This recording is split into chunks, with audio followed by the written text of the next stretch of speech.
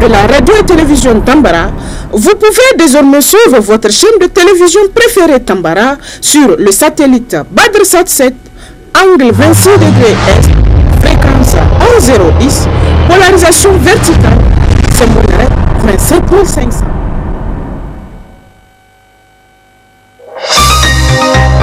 Suivez le journal avec STM Transport Voyageurs. Une nouvelle façon de voyager.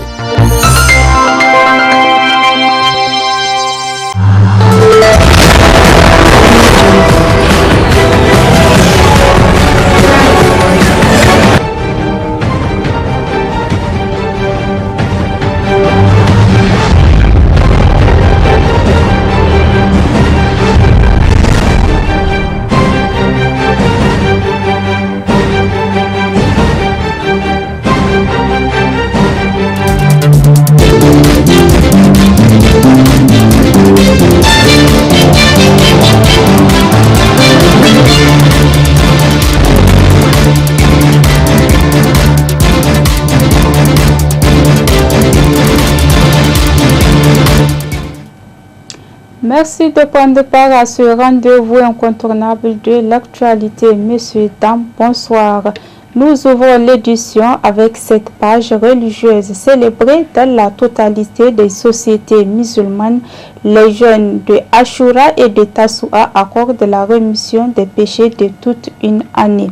Évidemment, une des manifestations de l'immense grâce de Dieu. Une de nos équipes s'est intéressée à l'importance et l'historique de ce jeûne avec le consultant islamologue Dr Boubacar Touré. Suivez-le.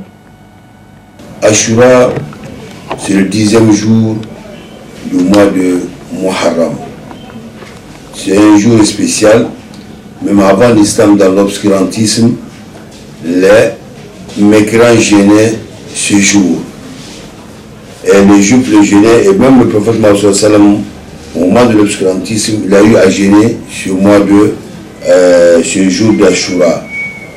Et une fois fait l'immigration à Médine, il a trouvé les juifs en train de jeûner ce jour d'Ashura. Il les a demandé, qu'est-ce que vous jeûnez? Ils ont dit, ah, ce jour c'est un jour sublime, c'est un jour où le prophète Moïse et sa communauté ont eu la vie sauve contre Pharaon. Il dit, et à cause de ça, pour remercier Allah le Tout-Puissant, Moïse a eu à le jeûner pour remercier son Seigneur, et nous aussi nous le jeûnons pour remercier notre Seigneur. Et alors là, le prophète Mohammed a dit que j'ai plus de droit sur Moïse que sur vous. Il dit que donc moi j'ai plus de droit sur Moïse que vous. Donc je le jeûne. Et il a recommandé à la communauté du prophète Mohammed de jeûner ce jour, et lui aussi il a jeûné. Donc voilà, c'est un jour très important. Et parmi le mérite de ce jour, d'abord, ça expire les péchés d'un an passé. Donc c'est un jeûne qui efface les péchés minimes d'un an, donc les péchés passés. Donc, et maintenant, quand on parlait de Tasu'a c'est le 9e jour. Mais le prophète Mohammed sallallahu alayhi wa sallam nous a recommandé de jeûner en disant Sumu yoman qablahu ou yoman ba'dahu. Le prophète nous a recommandé de jeûner un jour avant Ashura ou un jour après Ashura. Ou on jeûne le 11e. Parce que le 10e, c'est ça, c'est Ashura. Donc, il nous a convenu ou de jeûner un jour avant, et comme aujourd'hui nous sommes le 10e, donc il est recommandé ou de jeûner le 9e, 10e, ou 10e, 11e, ou tout court, jeûner le jeûne même de Ashura, le 10e jour. Et à travers ce jeûne, le musulman doit non seulement remercier son Seigneur à travers les invocations, à travers la lecture du Saint-Coran et à travers en faisant des bonnes actions. Voilà, et surtout, la chose la plus importante, prier pour soi-même, parce qu'à travers comme c'est un jour vraiment un jour d'adoration et un jour sublime comme les autres jours. Nous devons penser à notre pays, prier pour notre pays, prier pour nos dauphins et prier pour toutes nos familles. La coordination du PNDS Taraya de l'Afrique du Nord et de l'Est a tenu hier dimanche 7 août 2022 son premier conseil local. C'est l'amphithéâtre Naroua Badoché du siège du parti qui a abrité les activités de ce conseil.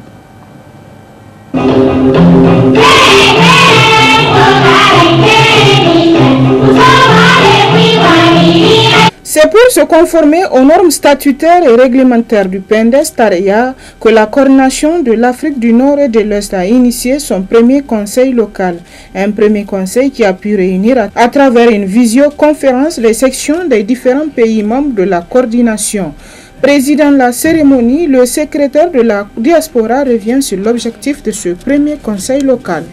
De sa création, le PNDS Taraya a accordé une place de choix aux camarades de la diaspora.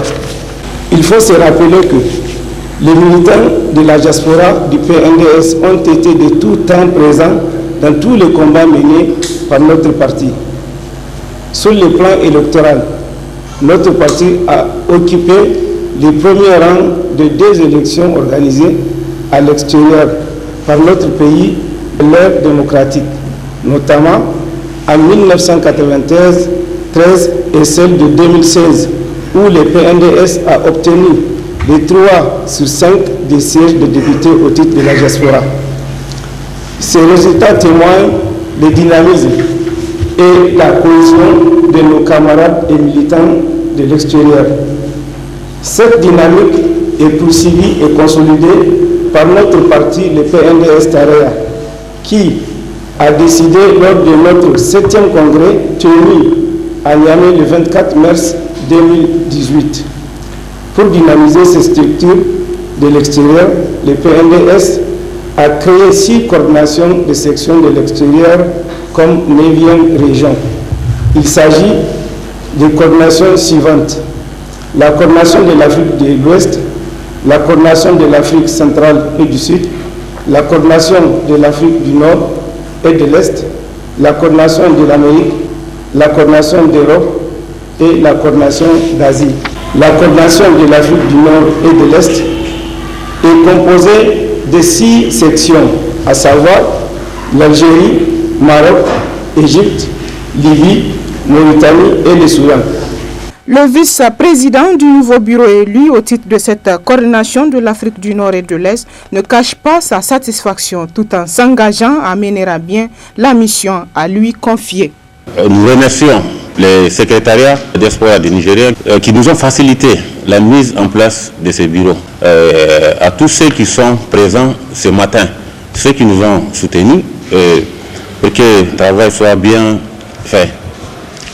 Nous remercions aussi le président de la République et le gouvernement de la 7e République pour leurs efforts inlassables dans le domaine de la sécurité et de la cohésion sociale. Donc, après la mise en place de ces bureaux, c'est le travail.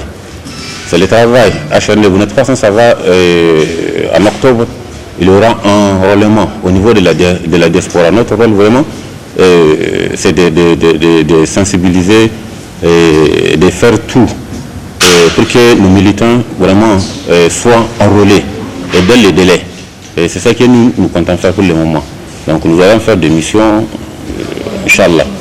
Il faut noter qu'après la mise en place des différentes coordinations de la diaspora, ces dernières s'activent à dynamiser les différentes structures en attendant l'enrôlement qui aura lieu ultérieurement.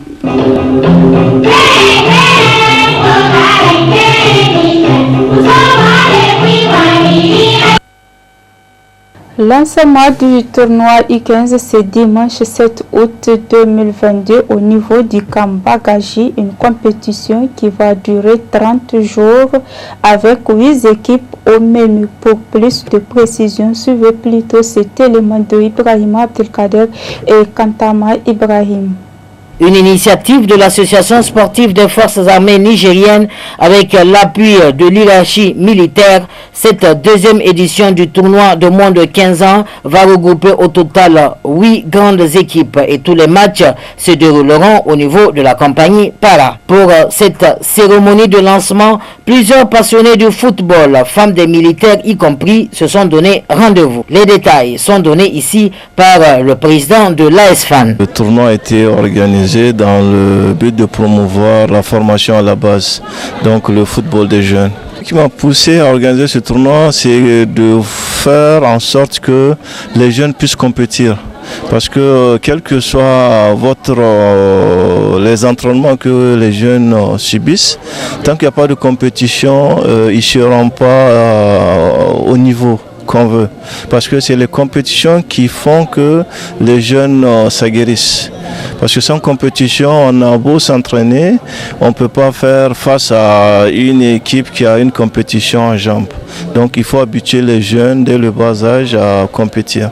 Nous avons pour les U15 8 équipes et les U13 on a jusqu'à 12 équipes. La cérémonie s'est très bien passée. On a, comme vous l'avez remarqué, il y a la présence des autorités militaires, civiles et des représentants aussi des responsables du football national.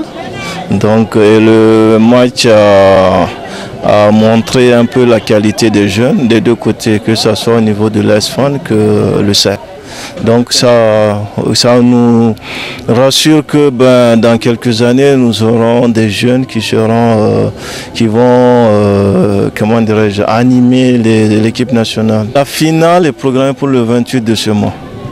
Oui, donc pour les jeunes de U13, ce sera des playoffs qui seront organisés. A noter que le premier match a opposé le Sahel en vert à l'équipe de l'ASFAN en blanc et le score a été d'un but partout. Les associations islamiques membres du REDA ont procédé la semaine dernière à un don aux populations déplacées internes de la région de Tillabéri. Il s'est agi pour le REDA d'offrir 10 tonnes de riz à 4 départements de la dite région. D'autres détails dans ce commentaire de nos confrères. Le rassemblement des associations islamiques pour le développement et l'appel le REDA dans le souci de partager sa compassion avec les populations déplacées internes de la région de Tillabéri a jugé nécessaire d'être aux côtés de ces dernières à travers ce geste, un geste qui vient alléger un peu la souffrance de ces populations déplacées internes dans ces moments difficiles.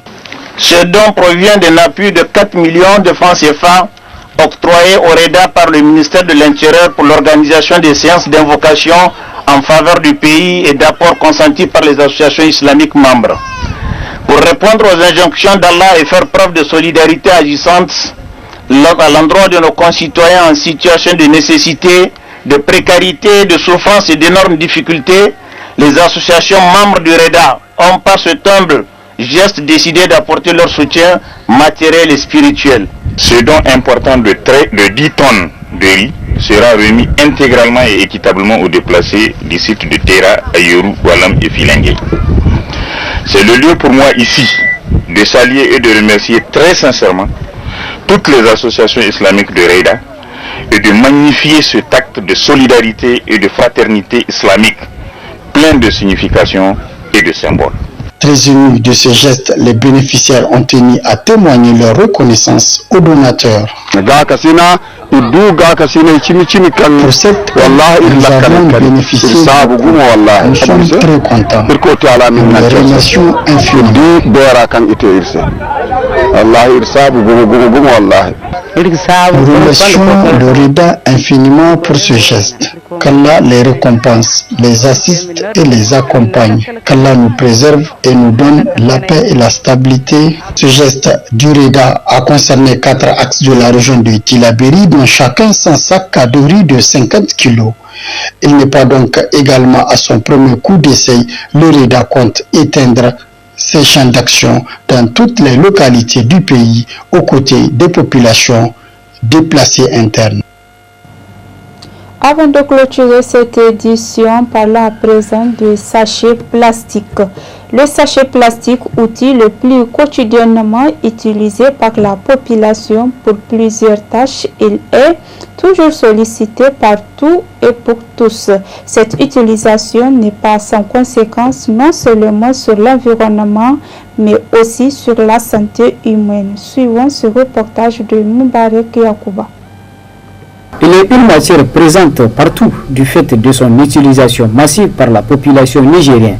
Le sachet plastique sert à porter les objets, les matériels et même la nourriture. L'utilisation des sachets plastiques devient une coutume depuis la nuit du temps pour les ménagères qui conservent les matériels avec et aussi chez les commerçants où ils jouent un rôle important pour la commercialisation des produits et leur déplacement. Cependant, cette utilisation n'est pas sans conséquence sur l'environnement, car après quelques minutes d'achat, quelques minutes d'utilisation, cette matière passe des centaines d'années sans se disparaître. L'utilisation de plastique pour l'environnement, le danger n'est pas à démontrer. Vous avez d'abord, par exemple, au niveau des champs, les plastiques donc, qui sont enfouis dans le sol, ça empêche donc l'infiltration. Donc il y a un problème d'infiltration lié à l'utilisation des sachets plastiques. Donc deuxièmement, c'est au niveau des animaux, donc parce que c'est une cause importante de mortalité au niveau des animaux, surtout par exemple en Afrique subsaharienne, parce que c'est surtout chez nous où on utilise plus le sachet plastique. Vous avez en termes de conséquences aussi, regardez les caniveaux. Aujourd'hui nous sommes dans la saison de pluie. Les caniveaux sont bouchés pratiquement sur le sachet plastique, donc qui empêche à l'eau de pouvoir passer. Et là, quand vous regardez les services donc, de la mairie en train d'enlever les différents déchets là, la grande majorité c'est du sachet. Et l'eau, le sachet ne permet pas à l'eau de pouvoir passer. Donc là, c'est des intérêts, même du point de vue esthétique, quand vous regardez par exemple autour de la ceinture verte, c'est juste un exemple que je prends.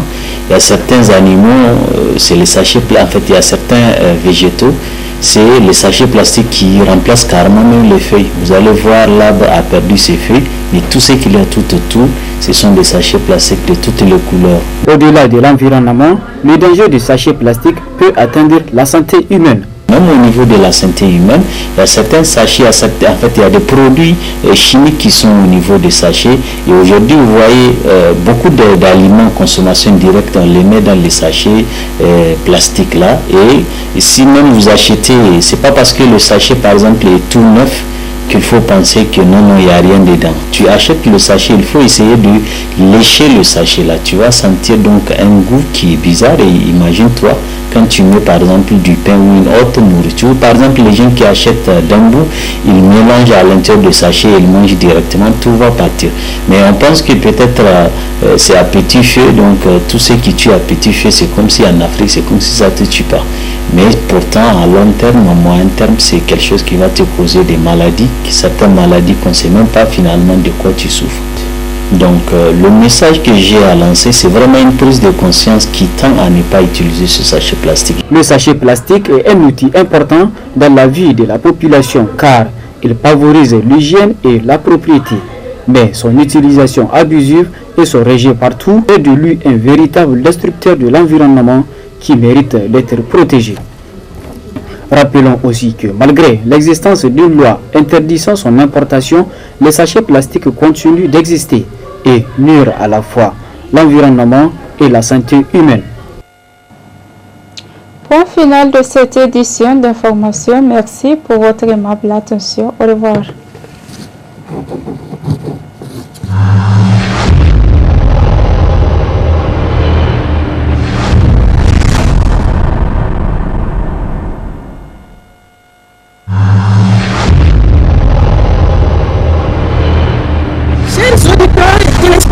De la radio et télévision Tambara, vous pouvez désormais suivre votre chaîne de télévision préférée Tambara sur le satellite BadrSat 7, angle 26 degrés Est, fréquence 11010, polarisation verticale, symbole 27500.